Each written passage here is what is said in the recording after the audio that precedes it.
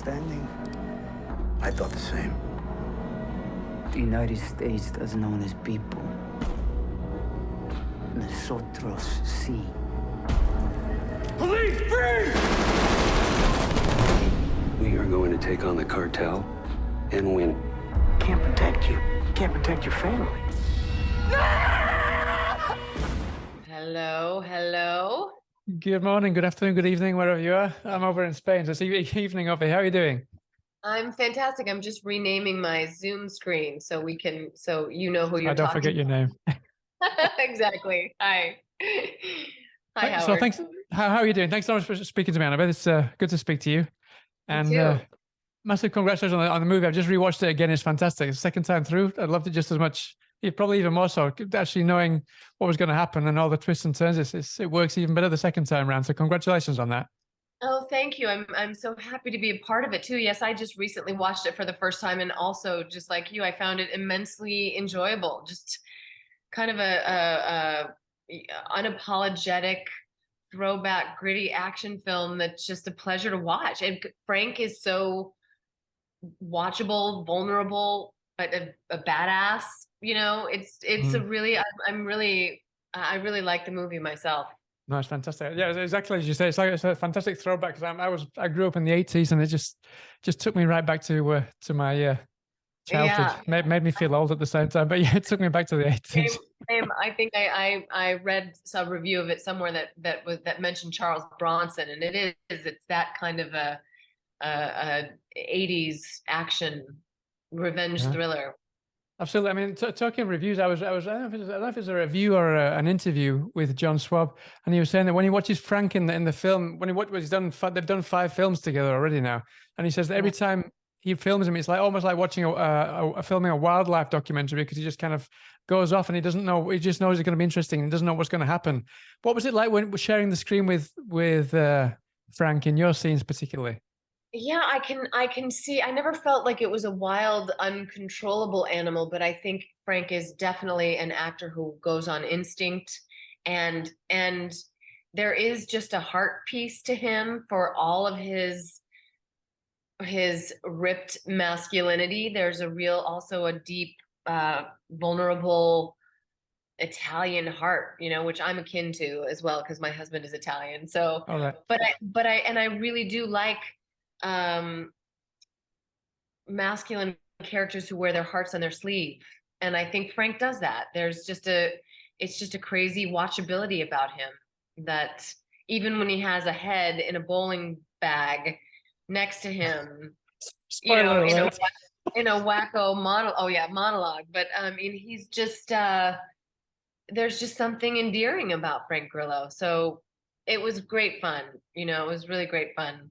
Yeah, I mean, that's what's so great about the film is I mean, all of the characters are all anti-heroes, even the bad guys, yourself included as well, because I mean, you've got good intentions at heart, but you will do whatever it takes to keep those things a secret.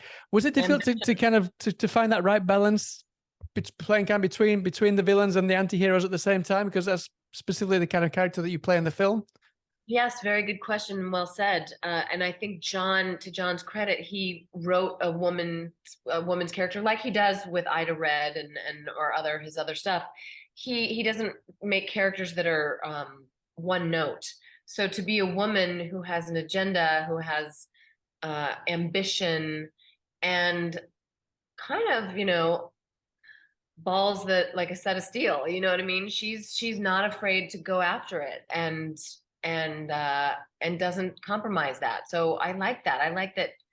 It's just for us, it was very much a matter of being confident and in control. And, you know, those political people who have the avarice of manipulating people to get their own agenda accomplished. Talking the kind of the agenda and kind of the agenda and other things that go on in the background. Did you do any specific kind of research to kind of get into character there specifically, or was that on the page already? Well, it was on the page, and I didn't have a lot of time. I kind of joined the cast late, and immediately when Jeremy Rosen, who I've worked with before, asked me to come do, I said yes automatically, and for me, I think I've done. I was thinking about this carefully. This character, Billy, is a bit of an amalgam of my character in West Wing and Sons of Anarchy, like a dirty Right. cop, but a politician. So, and I'm also a mother of 2 teenage boys, so that definitely helps in the manipulating to my outcome, Right. getting shit done. I mean, speaking of your family, do you speak to your family to kind of create these characters? You mentioned that just being a mother, that really kind of bled into the way that you acted in this film. Would you say that kind of your own life helps in a big way, or you look into your own kind of personal Always. experiences and bring it into the film always? Yeah. Always. Maybe if it's not necessarily, verbatim or exactly the experience. But yes, I think that there are lots of things we have to draw from our personal experiences. I mean, you're a musician. I see a guitar behind you. I'm assuming that, You're this musician.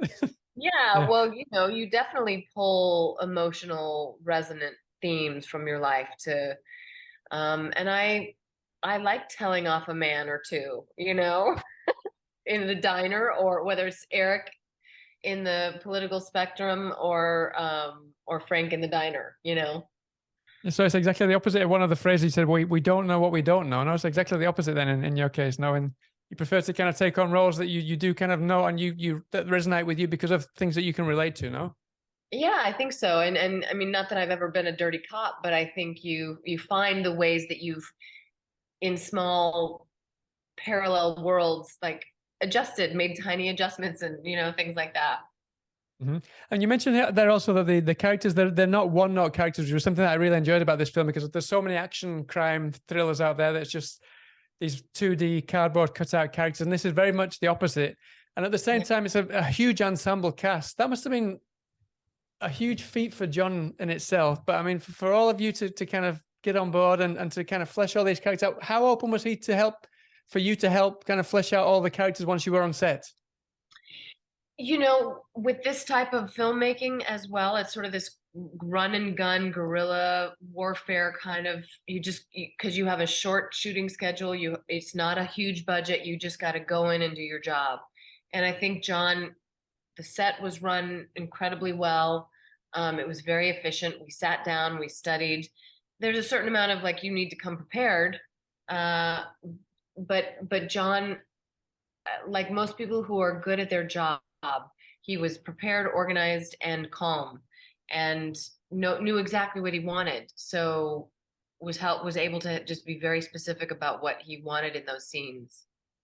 Mm-hmm. Brilliant. So just to finish off, then we're running out of time. Obviously, I wanted to talk about this, but at the same time, something else that everyone else you can't wait to see is another project that you've got coming out soon. And I'm sure that you can't say too much about it. Is obviously The Fall of the House of Usher.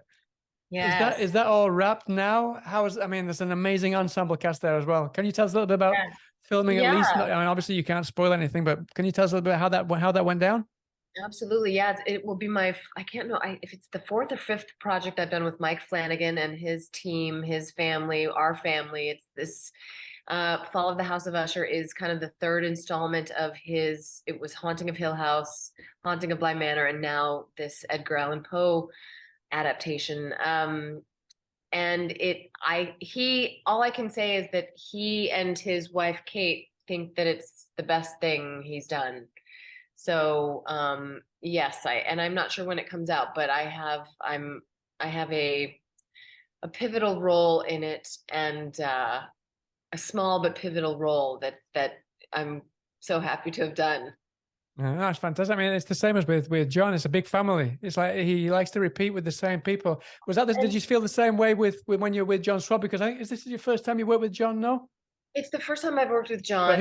But he likes to bring in the same people. Can you see yourself working with him again? Because it feels like one big family. As soon as one person joins one of his films, they come back for more and more. Without hesitation. I think he's a man with a plan, and would be happy to work with him again anytime. Brilliant. Well, I can't wait for people to see the film when it comes out tomorrow. And I hope to be able to speak to you again sometime soon. So I wish you the best of luck with the film tomorrow and all the best with everything for the future. Thank you. Same to you, Howard. Don't look so shocked. Naive doesn't look good on you. Do you know Doc Alexander? I know him to be a troubled man. What are you gonna do? Anything I have to.